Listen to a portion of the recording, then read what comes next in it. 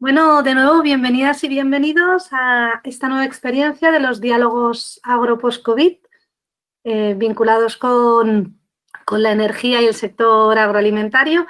Ya sabéis que estos diálogos llevan 6 semanas funcionando y están organizados por el Grupo de Cooperación Aquis Local Manubles y la Fundación Agricultura del Conocimiento, con la colaboración de diversas entidades que nos están dando su apoyo, entre ellas UAGA-COAG, el CITA Aragón, Cooperativas Agroalimentarias de Aragón, SNEP, Escuela de Negocios, Serranía Celtibérica, las ONGs Justicia Alimentaria y CERAI, Aragón Radio, aquí me quedo en blanco, Aragón Radio, mayata.com y la Asociación de Periodistas Agroalimentarios y Comarca Kilómetro Cero. Pues todas estas entidades estamos trabajando para llevar hasta vuestras casas esas experiencias diferentes y exitosas que nos van a permitir pues, ir transitando hacia la sostenibilidad ambiental, económica y social que necesitan nuestras zonas rurales. Y hoy tenemos la suerte de contar con Marta Cañada, que viene de Ágora Solar, para hablarnos de los paneles solares híbridos, que son esos paneles, ahora ella nos lo va a contar mucho mejor, pero son esos paneles que utilizan la energía solar no solo para producir electricidad, sino para producir energía térmica y calorífica, en este caso. Y bueno, sin más dilación, agradecer a Marta, por supuesto, su participación y su colaboración. Y bueno, aquí os dejamos con ella. Muchísimas gracias, Marta. Gracias, Edurne. Pues voy a compartir mi pantalla. Vale.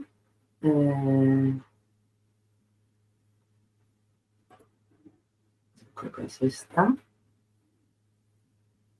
Hola. Edurne, me parece que tengo que... A ver.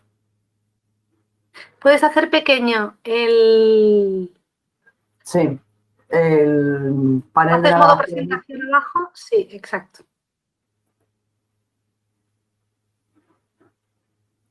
¿Ahora se está viendo la pantalla? Sí, y le das ahora modo presentación abajo y se verá modo presentación. Ahí. Se lo está pensando el portátil. ¿Ahora? Perfecto. Así ya está. Muchas gracias.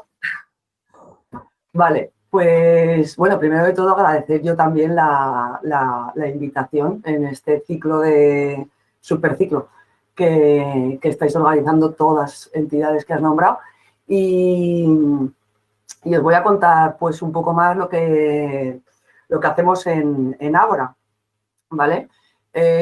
Bueno, como dice aquí, la presentación, voy a hablar del panel solar más eficiente del mercado y voy a explicar por qué puedo decir eso. Lo primero, presentar a la empresa. La empresa ahora está en Zaragoza y en Zaragoza desarrollamos y fabricamos, o sea, aquí bien cerquita, desarrollamos y fabricamos paneles solares híbridos. Hemos tenido en los 2-3 últimos años una serie de, ahí los logotipos, unos cuantos premios y reconocimientos, básicamente pues por el producto innovador y por la capacidad de producción que tiene. De hecho, por ejemplo, uno de ellos es el Solar Impulse en 2018 a una de las soluciones más eficientes del mercado a nivel internacional. Estamos en el Pacto Mundial. Este año pasado también recibimos un par de sellos de excelencia de la Comisión Europea por nuevos desarrollos de paneles solares híbridos y estamos ahí. Entonces, la primera pregunta, y la voy a contar pues como si partiendo del punto de que igual no se sabe lo que es un panel solar híbrido, que suele ser el caso habitual, porque todos conocemos los fotovoltaicos, que se oye hablar mucho de ellos, y también quizás los paneles solares térmicos que producen calor. Pues un panel solar híbrido es estas dos tecnologías unidas. ¿Esto qué quiere decir? Esto quiere decir que con la radiación solar conseguimos producir electricidad y en el mismo panel y en la misma superficie conseguimos producir calor o agua caliente mediante un fluido. En este caso es agua caliente. Y es como si estuvieran las capas superpuestas, diciéndolo de una manera muy, muy simplificada, pero al final la fabricación es así, es una superposición de capas con todo su desarrollo que eso conlleva tecnológico. Y para poder justificar el título de la presentación que estoy haciendo y que es bastante ambicioso, diciendo que es el panel más eficiente del mercado, os voy a explicar, quizás es un poco tecnológico, pero es súper sencillo y todos lo entendemos muy bien, el balance energético. Y además es un poco el histórico de dónde salieron estos paneles, que salieron de hecho por ayudar a la fotovoltaica. En un panel fotovoltaico, que es el que produce electricidad, del 100% de irradiación que le llega del sol, se obtiene en fotovoltaica, es decir, se obtiene una energía eléctrica entre un 15 y un 20%. Esto es el rendimiento de la fotovoltaica, ¿vale? Entonces, el resto de energía que está viniendo del sol, ¿dónde va a parar? Pues hay un 5% que se refleja en el cristal y después se producen pérdidas de calor. Tú estás calentando el panel fotovoltaico, pero más electricidad no produce y esto son pérdidas de calor tanto por la cara frontal como por la cara trasera del panel. Entonces, allá por los años 70 se intentó optimizar, en realidad era para optimizar la fotovoltaica y dijeron, bueno, pues si ponemos detrás de un panel fotovoltaico un recuperador de calor, algo que recupere el calor para que no sea una pérdida que se va al ambiente, sino que podamos hacer algo con ella, pues vamos a utilizar mejor la energía del sol. Y entonces salieron los primeros paneles solares híbridos, donde básicamente es un panel fotovoltaico y detrás un recuperador de calor, esto puede ser de cobre, de aluminio, los hay de plástico también, o sea, de materiales plásticos, y un aislante para que no se pierda calor. Entonces, de esta manera, la teoría dice que pues, se sigue consiguiendo ese 15% de fotovoltaica y como un 40% del total de 100% que nos llega del sol se podría utilizar en forma de calor. Esto del todo no es así, lo vemos en la siguiente diapositiva, perdón, porque después, en función de la temperatura a la que tú quieres utilizar ese fluido que pasa por detrás del panel fotovoltaico, y el ejemplo, por ejemplo, el ejemplo clásico está en el agua caliente sanitaria, que estamos en unos 60 grados, las pérdidas aumentan. Y entonces esto quiere decir que si por detrás, o sea, al pasar agua caliente en la parte trasera, se aumentan las pérdidas de calor por la cara frontal. Como decía un compañero mío hace tiempo y es, yo creo, un ejemplo súper gráfico, esto sería como si estamos en invierno, así, en un invierno bien duro en Manubles y salimos todo nevado y salimos a la calle desnudos. Entonces tenemos frío, ¿no? Sería como estamos sin aislamiento, ni por delante ni por detrás. Entonces decidimos echarnos una manta en la espalda. Entonces, bien, la espalda más o menos la tenemos caliente, pero resulta que toda la pérdida de calor la tendríamos por la parte de delante. Es decir, estaríamos igualmente en los de frío. Y esto es un poco el efecto que pasa con las pérdidas de calor, simplificando. Y, vale, entonces, bueno, pues esto es una mejora respecto a la fotovoltaica, pero desde luego, pues aún queda por pensar, bueno, así fue la reflexión, ¿no? El ver que se estaban perdiendo un 75% de lo que nos llega del sol, se sigue perdiendo por delante. Entonces, esto lo empezó a desarrollar Alejandro Del Amo, que es el director de Ágora, el director general de Ágora, en su tesis doctoral, y el pensamiento fue el siguiente, vale, pues vamos a aislar también la parte de delante para no tener ese 75% de pérdidas de calor. Pero claro, el problema está que por la parte de delante yo no puedo poner un aislamiento como una lana de roca o un aislamiento como la manta, ¿no? Porque necesito que me lleguen los rayos del sol. Entonces, la idea fue poner un cristal, poner otro cristal de manera que permitiera que siga llegando la irradiación solar siga llegando a las células fotovoltaicas y, por tanto, al fluido que pasa por detrás, pero que, a su vez, no permitiera reducir las pérdidas porque, voy a utilizar esta maravillosa herramienta, aquí creamos una cámara de gas con un gas, esto es un principio como puede ser, se puede parecer, para que lo visualicéis, a las ventanas de doble cristal, el doble acristalamiento de los cristales, pues es algo como muy similar en su principio. ¿De acuerdo? Entonces, de esta manera, del 100% de irradiación que nos llega del sol, se sigue produciendo ese entre 15 y 20% de fotovoltaica, eso no cambia. seguimos con unas pérdidas por reflexión de un 5%, pero las pérdidas de calor de la cara frontal, que si recordáis hace un momento habíamos visto que sin el cristal podían llegar a ser para una temperatura de trabajo necesaria para el agua caliente sanitaria, digamos, de un 75%, las podemos reducir a un 8%. Esto está certificado, esto de hecho se certifica, me he puesto aquí el laboratorio certificador, se certifica en un laboratorio que realmente va haciendo las curvas calcula las curvas de rendimiento en todo el punto y esto es así. Entonces, nosotros ahora, digamos que de ese 100% de radiación estamos entre el 15 y el 20 de fotovoltaica y en un 70% de esa radiación se aprovecha para calor. ¿De acuerdo? Entonces ya hemos ganado en un total un 87% de lo que nos está llegando del sol. Esto dicho de otra manera supondría que, hablando en términos de energía, para producir la misma energía que podemos producir con nuestros paneles solares híbridos, harían falta en torno a 5 paneles fotovoltaicos. Si hablamos de energía y estamos juntando energía eléctrica y energía térmica, ¿vale?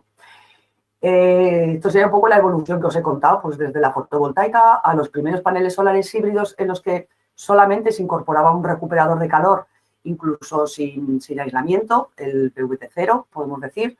Después se añadió un aislamiento térmico, después se le añadió un cristal en algunos ya, y nosotros hemos mejorado, hemos reducido algunas otras pérdidas optimizando temas como la reflexión o pérdidas convectivas y eso, para poder llegar a ese aumento de rendimiento térmico. Al final, nuestro objetivo es producir la máxima energía limpia con lo que nos está llegando del sol. Yo creo que es el objetivo por el que nos movemos, conseguir que esto además pues, tenga un coste lo más reducido posible, hacer que esta energía llegue a cuanta más gente mejor, personas en sus viviendas, en sus negocios, en sus edificios, industrias, etcétera. Tenemos muchos tejados y sería lo más interesante optimizarlos con lo que nos está llegando a la Tierra en este momento. Las ventajas así de manera reducida están en un ahorro de espacio, que si, de hecho, aunque están los paneles solares térmicos, que no he hablado de ellos, pero incluso comparando una instalación de paneles fotovoltaicos para producir electricidad y paneles térmicos para producir calor, para conseguir la misma energía que se consigue con nuestros paneles, con las otras dos tecnologías haría falta el doble de espacio, el doble de superficie en cubierta, de superficie en tejado, en campo, donde sea, el doble de espacio. Esto sobre todo es importante en las ciudades que tenemos más problemas de espacio, pero en todos sitios yo siempre pienso en un mundo pues, con el espacio, con toda la tierra optimizada, ¿no? Entonces, pues es un punto más, tampoco es cuestión de llenarlo todo de paneles solares, sino lo más óptimo posible. Otra gran ventaja de este sistema, de estos paneles, es la rentabilidad económica. Nosotros en las instalaciones que se hacen con nuestros paneles estamos en un retorno de la inversión en muchos casos de 5 años, de 6 años, inferior a 5 años. Esto es totalmente dependiente de si lo comparamos, porque esta rentabilidad la comparamos con el precio de la energía que está pagando previamente en esa instalación. No es lo mismo estar consumiendo gas natural que estar haciendo el calor con resistencias eléctricas o usar gasoil con grupos electrógenos. Entonces, o biomasa, y sale mejor. En función del precio que estás pagando de combustible, el retorno de la inversión con una instalación de estos paneles pues, es mayor o menor.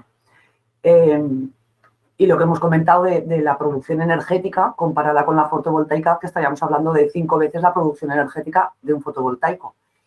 Y aquí hay un tema importante. La fotovoltaica produce electricidad, nuestros paneles producen electricidad y calor, entonces, lógicamente, nuestros paneles se deben instalar en un sitio donde haya un consumo de calor. Y un consumo de electricidad. La mayoría de edificios, si hablamos de edificios o de industrias, o pensando también en muchas, justamente el sector del que, bueno, tengo que hablar hoy, es un sector quizás de los menos trabajados por nosotros, por ejemplo, creo que posiblemente por la energía solar en general, que sería el sector de la agroalimentación, al menos en la parte de campo, en la parte más de agricultura. Después, desde luego, toda la industria que puede llevar detrás de transformación o de los alimentos o los productos del campo sí que supone un consumo de energía térmica, pero es que básicamente en casi todos los casos que nos propongamos hay un consumo de calor, o sea, hay consumos de calor y hay consumos eléctricos. Con esto quiere decir que, lógicamente, si un edificio, pongamos por caso, no tiene consumo de calor, nuestros sistemas, o sea, nuestros paneles, por más que produzcan 5 veces más energía que un fotovoltaico, no tendrían sentido porque es necesario que haya un consumo de calor para utilizarlos. Por contaros más cosas a nivel de Ágora, la complejidad es como, bueno, no, es un panel innovador, en cierto punto es un panel innovador, no es tan innovador tampoco porque al final es la unión de dos tecnologías muy bien conocidas, que es la solar térmica y la fotovoltaica. Para unir cálculos, cuando ya nos ponemos a trabajar en proyectos concretos y saber exactamente cuántos paneles, cuánta acumulación, y no es lo mismo, además, mirarlo en Manubles que mirarlo en el Pirineo, que en Islandia, que en Isla de Madagascar. Entonces, para poder hacer todo eso, y lo hacemos nosotros cuando tenemos que hacer un estudio, pero también facilitamos este software de cálculo a ingenierías, a instaladoras, a cualquier técnico que quiera utilizarlo. Hemos desarrollado un software con el que poder calcular pues, desde la ubicación exacta, lo más exacta posible, de dónde se van a poner esos paneles para conocer exactamente las temperaturas a lo largo de todo el año, la irradiación solar, la temperatura del agua de red a lo largo del año, que es otra variable importante. Hay muchas variables que mirar cuando calculas una instalación con paneles solares híbridos, pero bueno, lo que os quería contar es que tenemos un software que empezamos, o sea, que partiendo de estos datos y de los datos de consumo energético que tiene la aplicación en sí, después de muchas pantallas que no voy a entrar porque creo que no nos interesan ahora, la última de las pantallas que podemos sacar y suele importar cuando estamos hablando sobre todo cuando se habla de negocios y estas cosas, acabamos obteniendo lo que sería el flujo de caja acumulado, la rentabilidad de la instalación. En esta pantalla, por ejemplo, que tenemos ahí, este pantallazo, pues sería una instalación que con un coste de inversión de 75.000 euros y que se amortiza en 5 años. Quiere decirse que a partir de estos 5 años y de estar amortizada la instalación, todo lo que está produciendo de energía son ahorros que tenemos, ya puede ser para nuestra casa, para nuestro negocio, para nuestro pueblo o para el sitio donde se hayan instalado. Con un tiempo de vida útil de 25 años al menos que tienen los paneles, es económicamente también unas instalaciones interesantes. Sin hablar, porque lo doy por supuesto, sin hablar de la cantidad de CO2 y de emisiones que se van a evitar tirar a la atmósfera, ¿vale? Ni otros combustibles, o sea, y el ahorro de otro tipo de combustibles que generan otros problemas. Linkado con esto un poco, estas instalaciones tienen posibilidades de financiación. Los bancos, de hecho, suelen estar bastante abiertos a este tipo de inversiones y también, pues, depende del momento y depende de dónde hay subvenciones, bien pueden ser comarcales, regionales, nacionales, internacionales, todo depende de internacionales, subvenciones menos, hay proyectos de otro tipo, pero bueno, suelen aparecer subvenciones, que es otra ayuda, pero independientemente de subvenciones o no, existe siempre el instrumento de la financiación. Quiero decir que es un tema que normalmente los bancos están abiertos a financiar. Lo hemos hablado un poco, lo he hablado en general, pero porque nos hagamos una idea de las aplicaciones y lo que comentaba al principio, de tiene que haber la necesidad de, si tienes un consumo eléctrico y un consumo de calor, tienen sentido los paneles solares híbridos. Ejemplos clásicos son los hoteles, que tienen muchísimo consumo en calor, sobre todo en agua caliente sanitaria para las duchas. Los hospitales lo mismo, también para calefacción. Granjas, residencias de ancianos, temas de industria, residencias o sea, edificios residenciales, de viviendas normales, etcétera. Entonces, la aplicabilidad de la tecnología es amplia. Es todo a estudiar. O sea, yo creo que se pueden aplicar en un montón de cosas. Muchas las estamos estudiando y yo creo que nos quedan muchísimas más por estudiar, ¿vale? Por ver cómo integrarlas. Es cuestión de saber que sí que hay una necesidad de calor y después pensar en la integración. Comentar también que tenemos también un monitorizador. Esto es interesante para... yo siempre digo que, claro, que cuando vamos en un coche, por ejemplo, y aceleras, ves cómo se mueve la aguja de los kilómetros y ves lo que estás corriendo, la velocidad que llevas, ¿no? Pero en muchos casos las instalaciones solares se montan en los tejados y como siempre sigue existiendo un sistema de apoyo para optimizar bien una instalación solar híbrida, tú sigues teniendo una conexión a la red eléctrica, igual que sigues teniendo una caldera, por ejemplo, o un sistema de calor. Esto es para optimizar que no tener demasiados paneles, de manera que te llegue el invierno, lo tengas cubierto, porque esto querría decir que en verano te sobra mucha energía. Y eso no es óptimo desde ningún punto de vista, no solamente el económico, sino el de espacio, el de poner un exceso de paneles que no estás utilizando en verano y que tienes que disipar calor. Entonces, siempre hay una medida óptima en el número de paneles, por ejemplo, que pones en una instalación, y es como todo, ni pasarte, o sea, pasarte está mal y no llegar tan bien. Entonces, hay un punto ahí en el que tú tienes los paneles, pero quizá no sabes, como tienes otro sistema que te está dando calor, no eres consciente de cuánta energía realmente te están produciendo.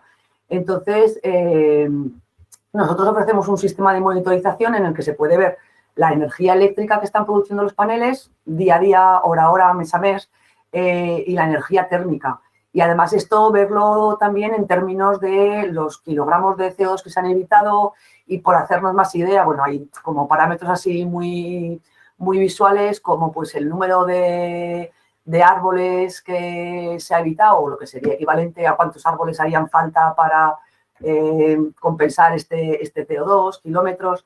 Y es una herramienta interesante para para ser consciente de lo que tenemos en el tejado, por ejemplo, ¿no? De lo que estamos haciendo. Ya por poneros, bueno, nosotros en Ágora, ahora hace unos 3 años que empezamos con Ágora, con los paneles solares híbridos. El equipo llevamos unos años más, y tenemos bastantes instalaciones. Aquí os voy a enseñar alguna que no... Quizá hablar ahora del Hotel Iberostar en Tenerife, pues queda un poco lejos de la temática más general del ciclo, ¿no? Pero bueno, por poneros ejemplos de instalaciones que tenemos, pues esto sería una instalación en un hotel. La aplicación es para el agua caliente sanitaria, ¿vale? Para las duchas y etcétera. Y aquí, por ejemplo, pues se montaron 102 paneles híbridos, que los podéis ver ahí encima del tejado. Y por hablar de los temas económicos, la amortización que sale está en torno a los 5 años, 5,1. Esto se montó hace un año, me parece, y hemos verificado ya como 6 meses de funcionamiento, porque también tiene el sistema de monitorización. Con lo que hicimos con el software, lo que nosotros con el software calculamos, y lo que se está midiendo con el monitorizador, y el combustible que nos dicen también que están consumiendo, y los números están ahí. O sea, esto es un poco como para validar lo que estábamos hablando, de lo que estaba presentando. Y la cantidad de emisiones evitadas pues es grande. Cuando te metes en una aplicación, en un edificio, y bueno, puede ser como un montón más de ejemplos, y miras las facturas, por ejemplo, de consumo, en muchos casos asusta mucho. No lo que paga solamente las facturas, sino lo que debe suponer eso, o sea, lo que está suponiendo eso en emisiones. Aquí es un poco más datos en este caso de este hotel, ¿vale? Y cómo le salían los números con financiación o sin financiación. Bueno, temas tengo como muchos ejemplos de estos, pero creo que tampoco es lo más interesante. Nosotros fabricamos los paneles solares híbridos y suministramos lo que, pues, eso que es como nuestra niña bonita. Esto es lo que nosotros sabemos hacer mejor y donde aportamos un valor añadido, ¿no? Entonces, fabricamos y vendemos los paneles, igual con el monitorizador y también las estructuras para donde se montan. Después, una empresa instaladora tiene que hacer el resto de instalación. Esto es lo clásico de cualquier instalación de solar térmica. Pues hay que acumular el calor que se produce durante el día, hay que acumularlo en depósitos para poder utilizarlo durante la noche, poder utilizarlo al día siguiente si se puede seguir calentando, o quizás sale un día, esto es lo típico, quizás sale un día de nubes, lluvioso, con niebla, pero de todas maneras, en principio, en los depósitos de agua se mantiene el calor unos, pues bueno, X días. Esto es todo en función de las temperaturas, en función del aislamiento, pero bueno, esto es como una instalación estándar de solar térmica, pues está simplemente para que veáis que el panel es innovador, pero la aplicación del panel es muy conocida, porque esto es lo típico de la energía solar térmica, igual que esto es la otra parte, es lo típico de la fotovoltaica, y se hace igual con un panel fotovoltaico que con nuestros paneles. Es exactamente lo mismo, las potencias, las tensiones, las especificaciones técnicas son lo mismo, ¿vale? Más ejemplos, otro ejemplo, pues esto es industria, por ejemplo, está hecho aquí en Alfajarín y es una empresa que es un lavadero de cisternas de camión. Cisternas de camión que sobre todo tienen, claro, si transportan además pues cereal o aceite, cualquier tipo de producto alimentario o agroalimentario. Bueno, yo no conozco en detalle las normativas de esto, pero se lavan mucho, estas cisternas se tienen que lavar cada vez que se usan. Y son cisternas, estamos hablando de trailers muy grandes. Pues claro, el lavar con agua caliente a una alta temperatura estos camiones supone un consumo energético enorme. Entonces, en esta instalación se montaron 160 paneles solares híbridos y bueno, pues una vez más, aparte de la reducción de emisiones, desde el punto de vista de inversión y de negocio, pues el propietario de esta empresa se está empezando, pues ya lleva 2 años montada, me parece, en 2,8 años tendrá amortizada la instalación y va a empezar a ahorrar en sus costes productivos, que va a poder también repercutir a su vez en los precios y en la oferta que puede hacer para sus clientes. Entonces es todo un pez que se muerde la cola. Evitamos emisiones, los negocios mejor, todo. Vale, y aquí he apuntado unos cuantos ejemplos. Algunos de ellos lo hemos estudiado pensando ya más en el sector agroalimentario. Estudiamos, por ejemplo, hace un tiempo un secadero de cebollas. Yo no tenía ni idea que las cebollas pues pasan, esto quizás todos los que estáis escuchando sabéis más que yo, esto seguro, se recogen en un cierto momento, pero después hay que conservarlas en cámaras y después cuando hay que servirlas hay que pasarlas a cámaras con diferente temperatura y diferente humedad y tienen un proceso que al final es un consumo de calor. Pues bueno, esto es una aplicación que, bien, que puede aprovecharse de la tecnología de los paneles solares híbridos. Este es el primer ejemplo porque es un proyecto que estudiamos, pero igualmente hay secaderos, por lo que he visto, que no conocía en profundidad el sector esta industria de los secaderos de producto agroalimentario. Se secan muchos productos, por lo que he visto, como el orujillo de uva o derivados del maíz, las nueces, depende dónde, plantas medicinales. Entonces, todo tiene... Y una cosa también que igual al estar hablando de instalaciones grandes, que os he presentado 2 bastante grandes, esta tecnología como se puede instalar, o sea, desde un panel a 2, a 102, a 300. Quiero decir, he mostrado instalaciones muy grandes y en estas fotografías también se ilustra como, me da la impresión a mí, como una instalación, un secadero, una nave bastante grande. pero no tiene por qué serlo, no tiene por qué ser tan grande. Los proyectos pueden tener un tamaño totalmente flexible en función de la demanda, va el número de paneles, en función del número de paneles va la necesidad de acumulación de agua caliente, etcétera, etcétera.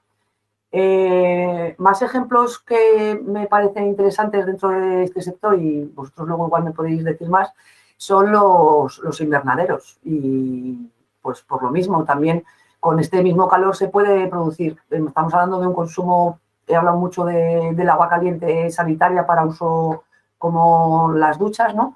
Pero usos como la calefacción o calefactar o elevar X grados la temperatura de un espacio es igualmente posible, ¿vale? También sé, porque también hemos estudiado algún caso de una fábrica de fertilizantes, sin conocer mucho más, pero es por daros ejemplos, y conserveras. Conserveras en general sí que es un sector, igual que el de la ganadería, que consumen muchísimo calor en sus procesos. Como ejemplo de lo que comentaba, que al final el panel produce calor y después, depende de la aplicación, después del panel y después de los depósitos de agua donde se está acumulando ese calor solar para almacenarlo y tenerlo en horas posteriores, en días posteriores, después ahí se pueden conectar pues desde la caldera de gas de nuestra casa, por decirlo de alguna manera, hasta bombas de calor, hasta ejemplos, hasta aerotermias, acumulación estacional. Esto es una cosa, unos proyectos muy interesantes que ya hemos hecho, pues por ejemplo, está hecho uno en un polideportivo, el Polideportivo Municipal de Sant Cugat, en Barcelona. Hicimos un primer proyecto así, que es la acumulación estacional, es guardar todo ese calor que en verano, que es cuando más horas de sol tenemos y más calor podemos producir, almacenarlo debajo de tierra para poder aprovecharlo en invierno.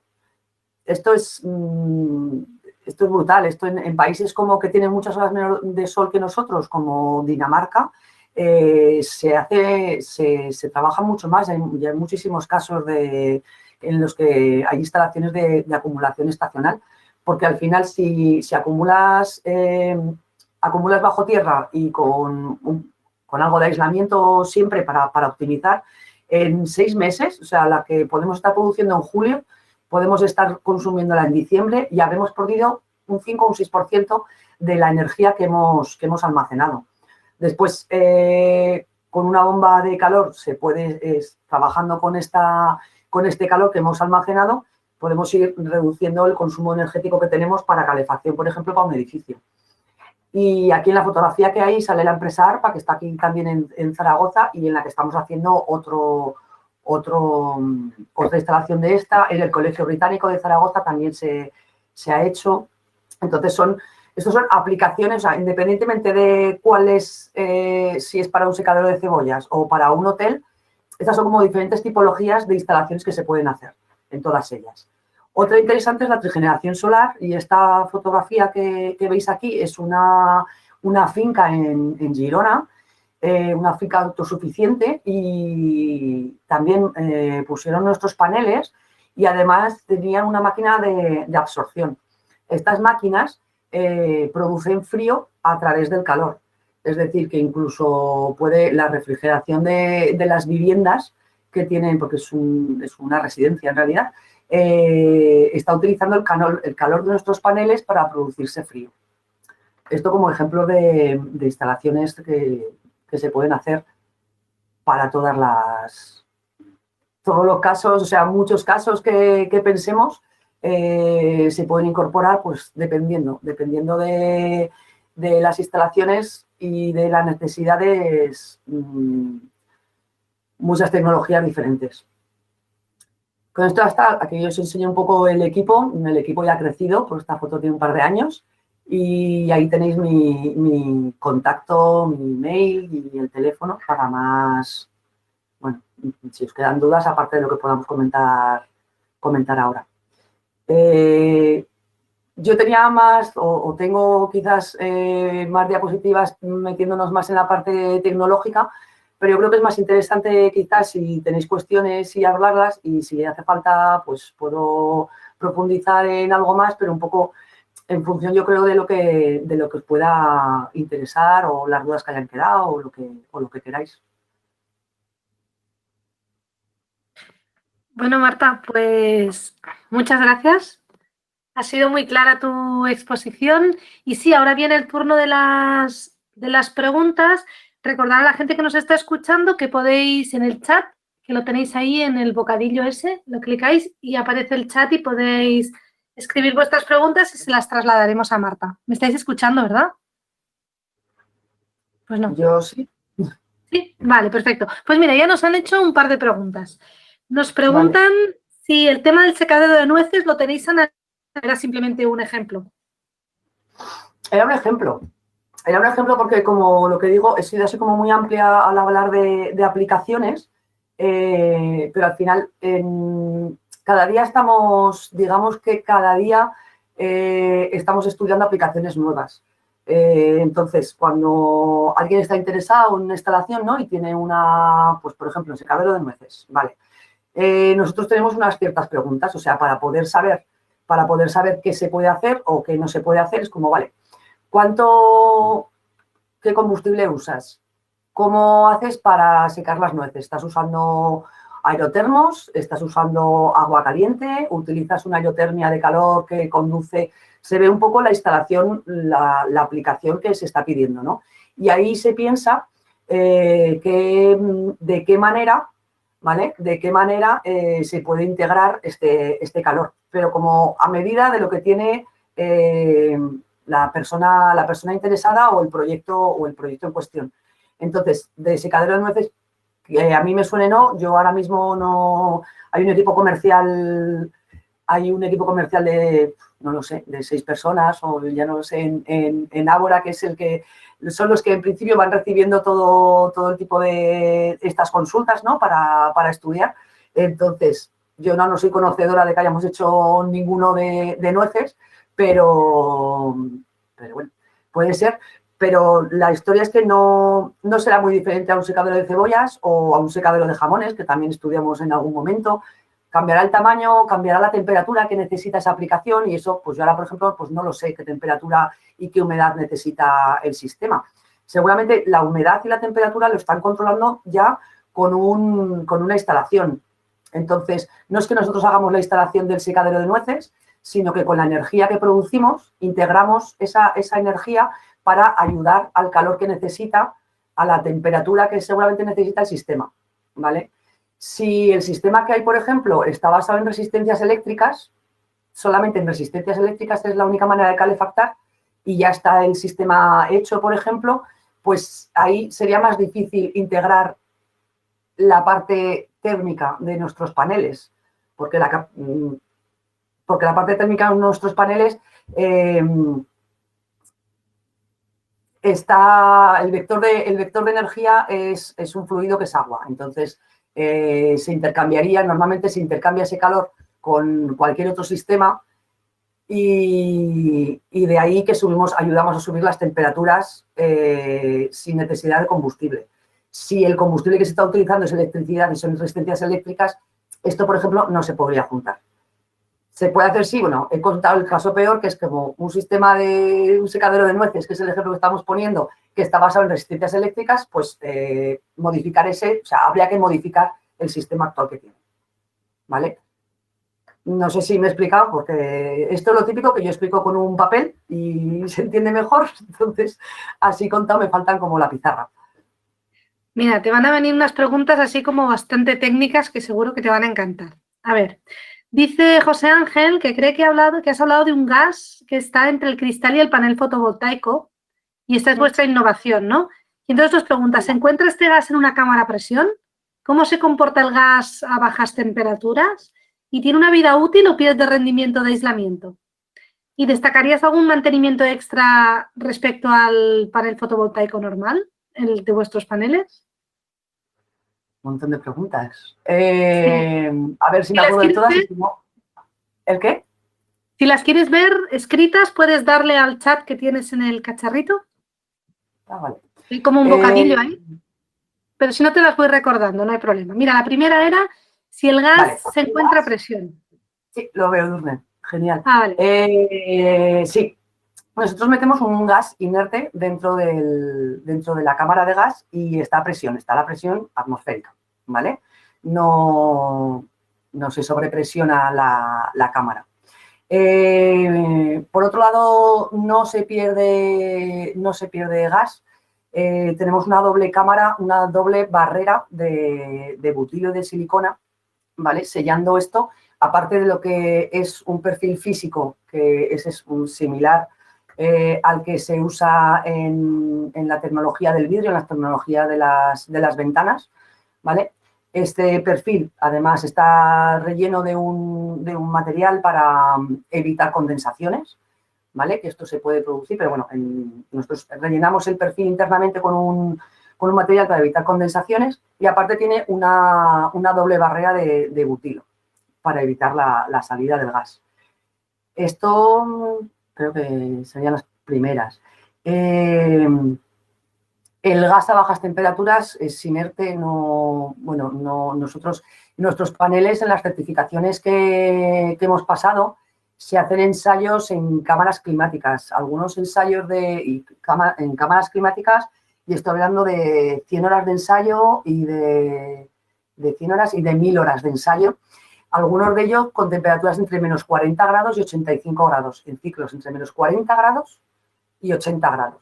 Y salen vivos y salen bien y están estupendos. O sea, han pasado todas las pruebas y creo que más que esas pruebas de temperatura es difícil que se las vayan a ver de verdad en una instalación.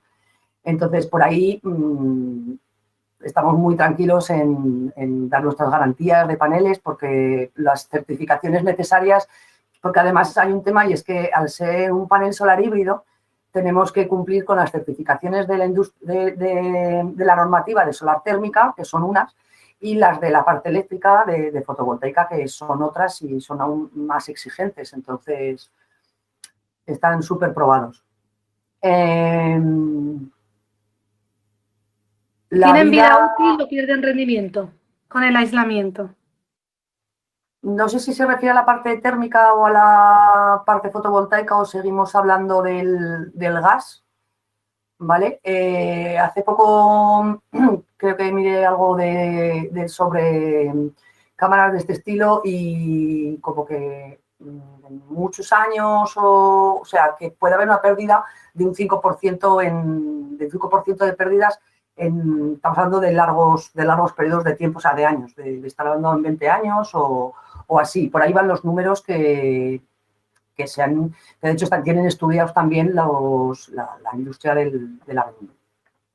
del acristalamiento. ¿Y destacarías algún mantenimiento extra respecto de fotovoltaica normal? Sí, por lo que hablamos, no es que lo destaque, sino que digamos que para lo bueno y para lo malo, nuestro panel necesita el mantenimiento de la fotovoltaica y el mantenimiento de la térmica. O sea, el mantenimiento lleva lo que llevaría un panel solar térmico y lo que lleva un panel fotovoltaico. Es decir, pues aparte de la limpieza, se comprueban, sobre todo es comprobar el correcto funcionamiento al menos anualmente, las presiones, sobre todo tampoco que hay una cosa que es perjudicial para todos los paneles solares térmicos también, que es la falta de funcionamiento, que se queden en vacío quiero decir sin fluido por fallos en la instalación y este tipo de cosas. Entonces, en esto es igual que la solar térmica, o sea, lo que hablamos, para lo bueno y para lo malo son las dos tecnologías juntas. Gracias a ti, José Ángel. Sí, agradecer. Sí. A mí se me ocurre, así como una pregunta, no sé si a nivel de las administraciones de edificios públicos habéis, aparte de lo que has comentado de Sant Cugat, si habéis entrado en contacto con alguna administración que puede estar interesada por lo de las dimensiones de los edificios, ¿no? Que veo que puede ser interesante. Sí, con el Ayuntamiento de Zaragoza, que es el que tenemos más cercano, se trabajan bastantes cosas. Y se han mirado, o sea, bueno, esto fue previamente, pero a épocas en las que los ayuntamientos, las administraciones o tienen más capacidad o tienen más voluntad de poder de poder invertir en estas soluciones y en optimizar sus gastos energéticos y sus emisiones y hacerse más, se han estudiado bastantes casos. Hoy me comentaba otro posible, un compañero en la empresa, pero sobre todo eso, se hizo con Sant Cugat, se ha hecho en Zaragoza hemos trabajado algo y estoy haciendo memoria porque no soy yo nunca la que más me acuerdo de ejemplos. No me acuerdo ahora más, de sitios públicos, que seguramente me estoy dejando y si tuviera compañeros más del departamento comercial aquí me dirían media docena, pero si me acuerdo te voy diciendo. Y luego también nos preguntaban que has hablado de, no sé cómo lo llamabas, voy a hablar fatal. El convertir la energía térmica en refrigerante, ¿no? Con un conversor, le has llamado algo así. ¿Y eso sería aplicable a cámaras de conservación de fruta, a cámaras de refrigeración? Eso se podría estudiar. Pero lo que comentaba, ¿no? Esta es la parte de paneles solares y aquí produces calor y la puedes utilizar, pues, como he hablado, ¿no? Con la caldera de gas, con la caldera de gasoil, con una aerotermia o con una máquina de absorción. Se llaman absorción. Hay dos tecnologías, con D de Dinamarca, absorción, y con B de Barcelona, absorción. Un poco las dos van en la misma línea, pero son diferentes en el detalle. Entonces, esta tecnología de producir frío a partir de calor es una tecnología que lleva años desarrollada y que en los últimos 2 años, 3 años, está en el mercado ya a unos precios competitivos, digamos. Yo creo recordar que conozco la tecnología desde hace muchos años, pero había sido a priori muy prohibitiva y las últimas noticias que tengo es que en los últimos 2 años o 3 hay algún Fahrenheit, puede que sea un fabricante, hay algún fabricante que empieza a tener equipos en el mercado a la venta competitivos. Esto es cuestión de mirarlo porque, claro, al final tienes que mirar, ¿valdría para una cámara frigorífica de fruta? En principio sí. Pero claro, supongo que en esa aplicación interesaría también mirar pues la inversión, que es la inversión necesaria para poder conseguir ese frío. O sea, si esa parte es esa máquina. Cuánta potencia pico tiene la máquina, cuántas temperaturas tiene que enfriar, etcétera, etcétera. O podría servir de un apoyo. Esto también es otra opción y sería parecido a lo que estamos hablando todo el rato, que es integrar diferentes tecnologías. Sería como que con el calor de los paneles podría alimentar a la máquina de absorción. La máquina de absorción produciría agua fría a una determinada temperatura, quizá no lo suficientemente baja, pero ese agua fría podía ayudar o reducir lo que el compresor el compresor que ya tenga la cámara frigorífica está consumiendo. Son integración de diferentes sistemas. Al final, sí, siempre a nosotros nos encanta, por otro lado, innovar y pensar más y más soluciones donde tenga sentido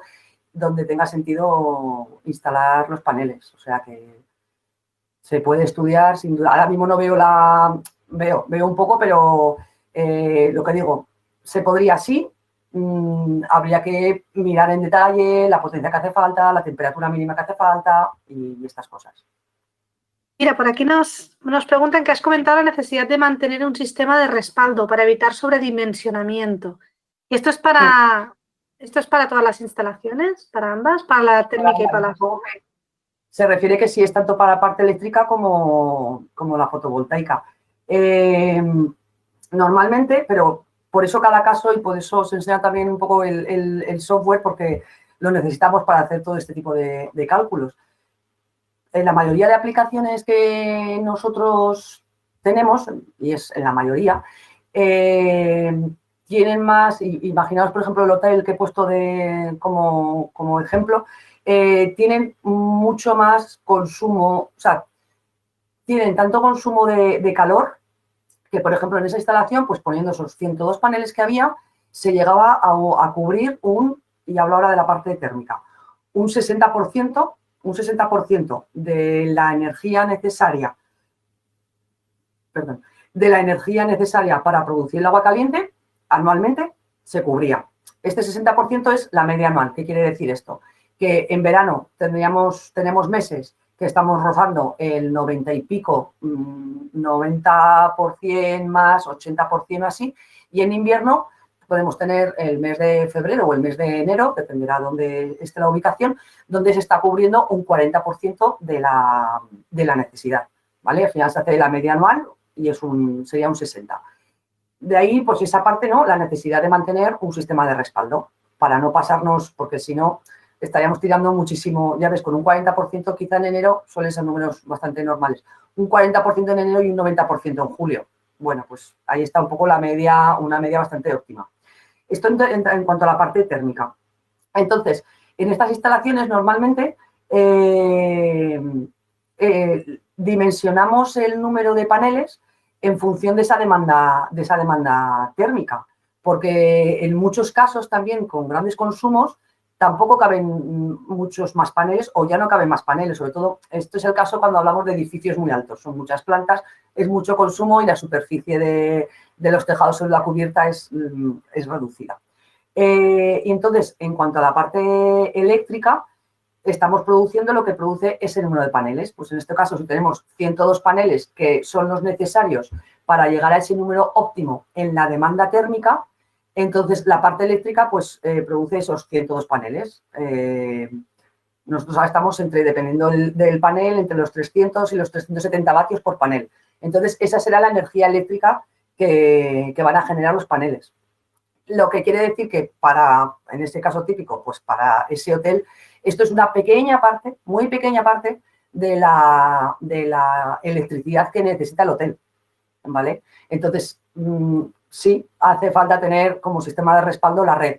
En este ejemplo, si estamos hablando de un ejemplo de una granja pequeña que tienes mucho espacio, que superficie sí que tienes de sobra, que tus consumos son el consumo eléctrico que tienes de vivienda más, no sé, una máquina de algo, un horno, un X, ahí estamos hablando de otros números y ahí quizá, pues tienes un consumo térmico grande, puede ser que necesites 20 paneles por la parte térmica y con esos 20 paneles tengas de sobra la parte eléctrica. Entonces, en ese caso, no haría falta poner un respaldo, podrías realmente aislarte de la red eléctrica. Entonces, no es que sea siempre necesario, ¿vale? Sobre todo la parte eléctrica se pueden dar casos en que no son necesarios, pero la parte térmica es la que, por optimización de la instalación, siempre, bueno, el RITE en España, de hecho, te obliga a tener un sistema de respaldo para la parte de calor, ¿vale? Pero además, por optimizar la instalación, siempre es aconsejable no llegar al 100% a sobredimensionar para llegar al 100% en invierno, porque en verano pues tienes una instalación muy poco eficiente en ese sentido. O sea, al final estás consumido del sol, pero bueno, yo para mí tener equipos que no estás utilizándolos al 100%, por ejemplo, ¿no? Tener que parar paneles, por decirlo de alguna manera, no me parece no sería lo óptimo. Mira, aquí nos van trasladando todo lo que has hablado al mundo rural, han salido como algunas ideas, ¿no? Te preguntan cómo ves la aplicación en localidades rurales de pequeño tamaño, cómo se puede salvar el problema de las necesidades estacionales, esos pueblos que hay poquita gente en invierno y un montón de gente en verano. Y si habéis visto aplicabilidad, si estáis trabajando con comunidades energéticas. Pues, claro, las necesidades estacionales sí que es un tema interesante. El poder hacer instalaciones en plan comunidad, en plan cooperativo, en plan ayuntamientos, son ejemplos que a mí me parecen muy interesantes. En otros países y también, por ejemplo, en Copenhague estuve viendo el año pasado en unas reuniones de paneles solares híbridos, digamos, instalaciones de este tipo y allí, por ejemplo, tienen instalaciones centralizadas para los pueblitos, instalaciones, el campo, pues un campo al lado del pueblo, ¿no? Que entiendo, o sea, que es de la comunidad, más bien, es del ayuntamiento, y tenían producción de calor. Y entonces también tenían como unas bombas de calor muy grandes, lo cual quiere decir que el calor que producían lo compartían después, o sea, por medio de tuberías se comparte con todo el pueblo. Esto se puede hacer igualmente con la fotovoltaica, que posiblemente lo habéis escuchado, porque se está escuchando más con la fotovoltaica, pero es que los dos sistemas integrados se pueden hacer perfectamente. No se están llevando a cabo en España, es una cosa que no es típica, no se escucha, no hay mucho movimiento al respecto, sobre todo de la parte térmica, pero con los paneles solares híbridos se podrían hacer pues, lo que se llaman en inglés district heating, y es más conocido en Europa, y se puede compartir tanto los consumos de calor como consumos de electricidad. Y hace un par de años, no, hace ya más años, sí que estuvimos estudiando un proyecto con algo similar en una zona, en un barrio de Zaragoza que había que reformar y tal, y se estuvo estudiando. No se llegó a ejecutar, pero creo que se paró, de hecho, porque era un proyecto europeo o algo así, pero sí que lo estudiamos. A mí me gustan mucho esas soluciones. Sí, de hecho también, sí, pregunta que si esto implicaría duplicar la red de abastecimiento. Claro, la red de abastecimiento, me imagino un pueblo pequeño, ¿no? Entonces, la red de abastecimiento que tienes, te viene el agua de red, el agua que viene de la depuradora que sea, por ejemplo, ¿no? Y esa es agua de red, ¿vale? Esa te sigue llegando a casa. Normalmente, internamente, en cada una de nuestras casitas, tenemos nuestro sistema de calor. Pues tenemos nuestra chimenea, o sea, nuestra caldera de biomasa, de gasoil, de gas, o nuestra aerotermia, lo que sea. Y eso lo tenemos dentro de nuestra casa.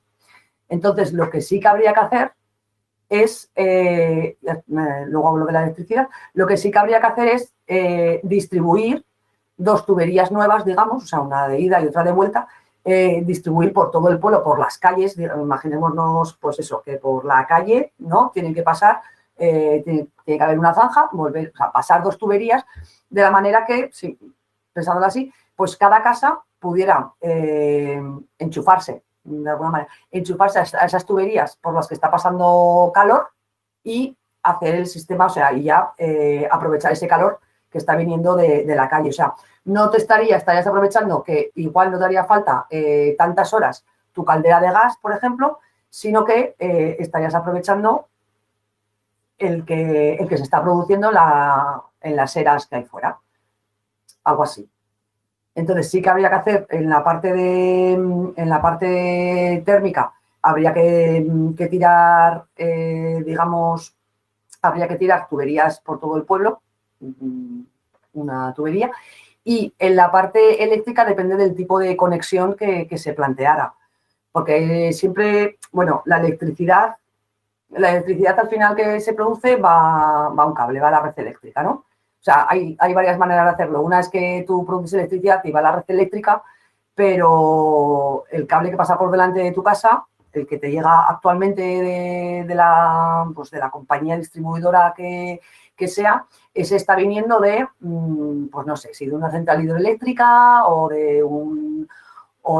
sea, es una mezcla al final de la producción que tiene Red Eléctrica Española, de cómo produce su electricidad. Entonces, una opción es que tú conectas la instalación que tienes, vamos a poner por caso, en ese campo que hay al lado del pueblo, tú eso lo conectas a la red eléctrica y entonces esa electricidad totalmente renovable que has producido ahí se mete como si fuera en un río, o sea, se mete con el resto de electricidad que pasa por la red eléctrica. Entonces, lo que te llega, tú no tienes que hacer ningún cableado extra al pueblo, porque pues tú sigues enganchado a la red eléctrica de igual manera, pero sabes que estás produciendo la electricidad, ahí. Exactamente el kilovatio hora que metes a tu casa, si lo haces de esta manera, no vas a saber, nadie te puede garantizar que sea de lo que se está produciendo, cercanamente, o que sea pues de un campo, de aerogeneradores o de una central hidroeléctrica, ¿no? Por un lado. Esto sí que se puede, sería una manera de conectarlo, habría otra manera de conectarlo, que sería realmente tirar otra red de cableado, ¿vale? una vez más, es como para estudiar en detalle la aplicación. Se puede hacer, sí, de ambas maneras. O sea, esto sí que se podría hacer de las dos maneras. No hay una obligación de una de las dos. Mira, Esto respecto a nos preguntan que si en los periodos de no uso energético se puede transformar el calor para no desaprovecharlo y verterlo a la red. No sé si se refiere como, no sé. Ya, claro, el calor, si tuviéramos una red, como si estuviéramos compartiendo justo el caso que estábamos contando, si estuviéramos compartiendo en un pueblito, por ejemplo, la red de el calor, ¿vale? Y estuviéramos compartiendo por una tubería, va pasando agua caliente y de ahí tú vas cogiendo el agua caliente que necesitas, pues ahí habría una red de calor donde podrías tú verter el calor.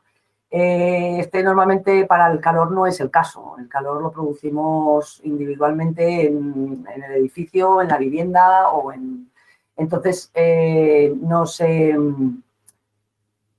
no hay una red a priori donde verter. Lo que has comentado antes, ¿no? Que lo que se puede es acumular en los acumuladores, que son esas piscinas inmensas de las que hablabas. En los acumuladores estacionales, sí. Eso es muy interesante para, incluso también, pues pensando en una comunidad energética, sería otra cosa más que yo creo que añadiría al proyecto una mayor eficiencia, tener esa acumulación. Luego aquí nos hablaban, ¿no? Ponía un ejemplo que se les ha ocurrido, que en los periodos en los que igual no necesitamos tanto calor, pero que se abren piscinas que van con agua de pozo o agua de manantial, que está muy, muy fría, pues sería una manera de templarla, así que fuera más agradable el baño, ¿no? Sí, esta es una aplicación muy típica, sobre todo en el Pirineo, por ejemplo. Imagino que aquí también, que viene mucha agua de manantial más que de manantial, de barrancos y de ríos como bastante fríos del deshielo. Ha sido muy típico siempre poner instalaciones solares, porque si no, en muchos casos es que no había quien se pudiera meter en las piscinas. Entonces, el tema de piscinas, sí, pues sube 5 grados o 6 y bueno, la cosa cambia bastante.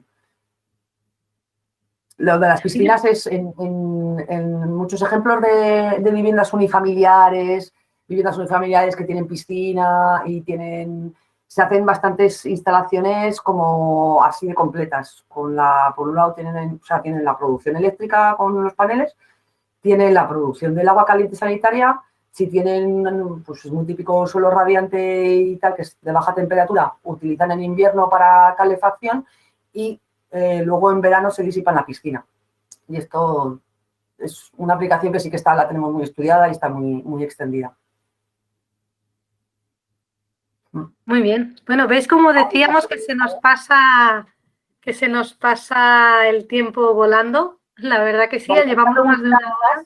¿Quieres la leo? Sí. En el caso de la agricultura, ¿conoces alguna aplicación para evitar heladas en fruta? De esto me gustaría saber más.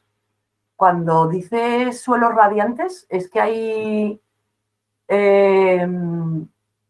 claro, yo me imagino un suelo radiante como me lo imagino para la calefacción, que es un tubo que está por debajo del suelo por el que pasa calor. ¿Esto existe también en agricultura? ¿Se pasa agua por debajo de la tierra, digamos? Me falta información ahí, pero ya me parece interesante porque, bueno, si fuera así y fuera... No, es un invento, muy buena, pues es un buen invento. No, hombre, si fuera así habría que estudiarlo, pero claro que se le podría pasar agua caliente. Si se pasan tubos por debajo de la tierra, ¿a qué profundidad? No lo sé, pero se pasarán conductos y ahí se pasará agua caliente, pues evitaría la helada de al menos de la tierra. Lo que no sé si evitaría la helada a 1,5 metros en la copa del manzano, por ejemplo. Eso es lo que no sé. O una tubería en superficie para generar térmica. Es que se puede... Sí, aquí es la unión de, bueno, vosotros sabéis mucho de lo que le hace falta a un árbol, a un manzano, por ejemplo, y lo que necesita, de qué se puede hacer, sería cuestión de estudiarlo. sí, y quizás creo que sería más bien un estudio no totalmente, igual no totalmente de Ágora en este punto, sino de, pues de diferentes personas con diferentes conocimientos. Las que se quedan las masas a ras de suelo, anda. Bueno, pues quizás Y nos comentan, tenemos que hablarlo sí, un nos comentan día. que las heladas que más daño hacen son aquellas que se quedan masas frías a ras de suelo y eso tiene un impacto muy negativo en los frutales. Claro, esto habría que hacer simulaciones con ordenador, simulaciones dinámicas y tal para llegar a estudiar cómo, de qué manera sería suficiente o cuál sería el sistema, o sea, pensar en sistemas y después simularlos, yo la que se me ocurre, simularlos a nivel software, a ver de qué manera sí que se pueden conseguir los grados, subir los grados necesarios para conseguir que no hiele. Algo tienen que hacer en Noruega, estoy convencida, sí. Y en los Claro, en países Noruega nórdicos producen manzanas. tienen fruta. Pues no sé, pero esto, bueno, y hay parte que serían proyectos interesantes a estudiar, ¿eh? Igual algunos de ellos no son justamente esto que está planteando ahora de preguntas, fruta de manubles, me parece complicado, quiero decir, al hablar de un sistema abierto, no es un edificio. Normalmente tú controlas la temperatura, o sea, es importante saber el volumen de aire que tú tienes que calentar. Esto es básico para hacer un cálculo. Yo, a priori, necesito el volumen de aire que tengo que calentar. Con eso puedo calcular la energía térmica que necesito. Pero el estar hablando de un espacio al aire libre complica mucho los cálculos. Un H2020, como apunta Fruta del Manuble, sería un proyecto muy interesante para innovar en esto.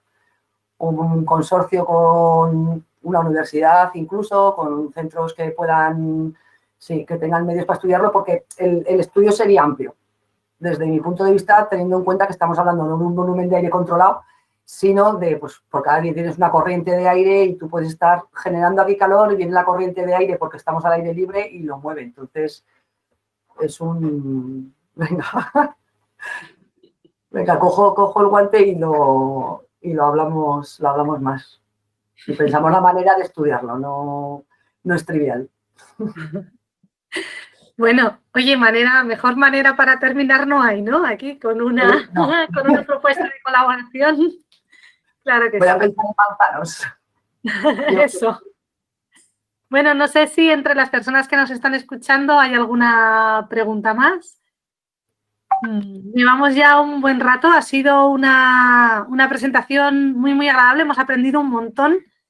Marta, pensamos que tiene muchísimas posibilidades, la verdad, y nada, y eso que necesita cada vez más, el mundo rural necesita conocer e instalar este tipo de tecnologías que nos permite mucha más eficiencia y mucha más sostenibilidad, ¿no? Pues agradecer a Marta Cañada y a Ágora Solar su presentación y al resto de participantes, pues recordaros que nosotras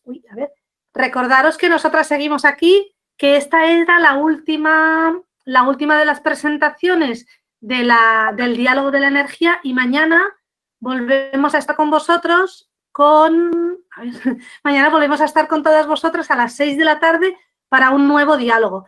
En este caso, el nuevo diálogo va a ser cambiamos de tema y nos lanzamos una pregunta. A ver, os voy a poner el cartelito. Ahora. Lanzamos una pregunta. Decimos, intensificación productiva, internalización, ¿esa es la solución o es el problema?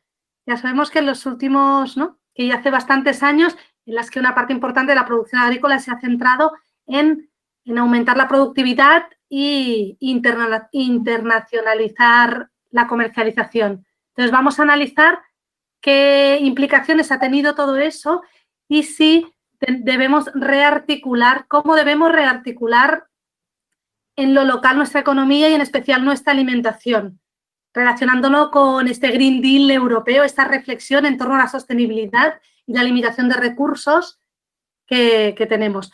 Como recordáis, mañana a las 6 de la tarde estaremos con el director de investigación del CIT, Alberto Bernués, estaremos con el director del CREDA, José María Gil, con Marta Soler Montiel, que es profesora en la Universidad de Sevilla, y Tomás García Azcárate, vicedirector del Instituto de Economía, Geografía y Demografía del CSIC. Tenemos una mesa muy, muy interesante con unos ponentes de excepción que estarán moderados por el director del Grupo Editorial Agrícola, Jesús López Colmenarejo.